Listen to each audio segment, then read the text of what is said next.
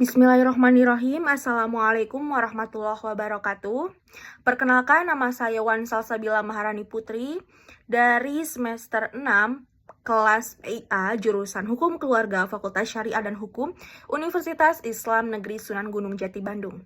Di sini saya akan melaksanakan tugas ujian akhir semester pada mata kuliah Perancangan Perundang-undangan yang akan membahas sebuah isu penting dalam hukum keluarga, yaitu problematika usia minimum perkawinan sebelum dan sesudah direvisi. Tahukah kalian, sebelum direvisi, Undang-Undang Nomor 1 Tahun 1974 Pasal 7 Ayat 1 menetapkan bahwa usia minimum perkawinan bagi perempuan adalah 16 tahun, sedangkan untuk laki-laki usia minimum perkawinan adalah 19 tahun. Namun, setelah direvisi melalui Undang-Undang Nomor 16 Tahun 2009, usia minimum disamakan, yaitu bagi perempuan dan laki-laki menjadi 19 tahun. Sebenarnya ini merupakan langkah penting untuk menyamakan hak dan perlindungan anak. Sayangnya, meskipun undang-undang sudah direvisi, pernikahan dini ini masih saja marak terjadi. Pengadilan agama malah masih sering memberikan dispensasi kawin, bahkan untuk anak usia 15 tahun.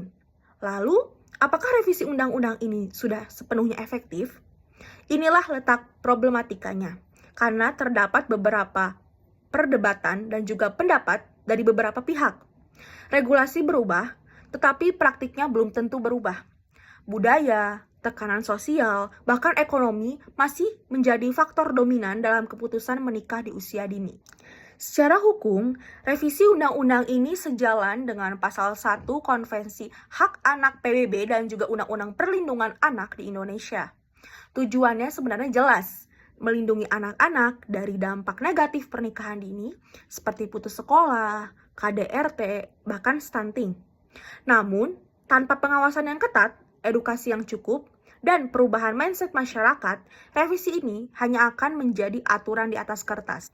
Bagi kelompok yang pro, berpendapat bahwa batas usia 19 tahun itu menciptakan keadilan, bahkan kesiapan yang lebih baik bagi calon pengantin.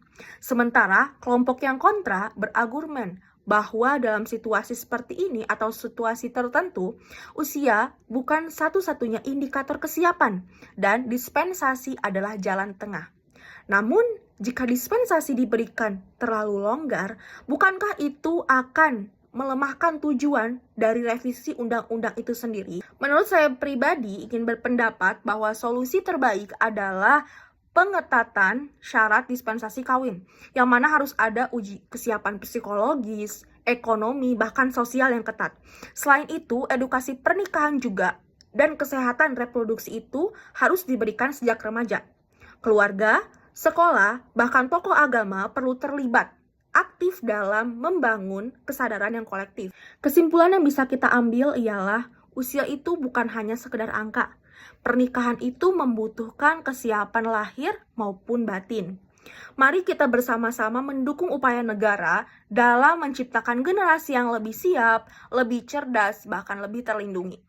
Ingatlah, satu kebijakan itu tidak akan ada apa-apanya tanpa kesadaran dari masyarakat itu sendiri.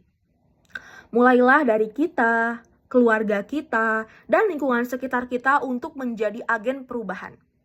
Baik, sekian tugas tentang problematika usia minimum sebelum dan sesudah direvisi dalam perkawinan untuk mata kuliah Perancangan Perundang-undangan. Maaf apabila banyak kesalahan kata. Wabillahi taufiq wal hidayah. Wassalamualaikum warahmatullahi wabarakatuh.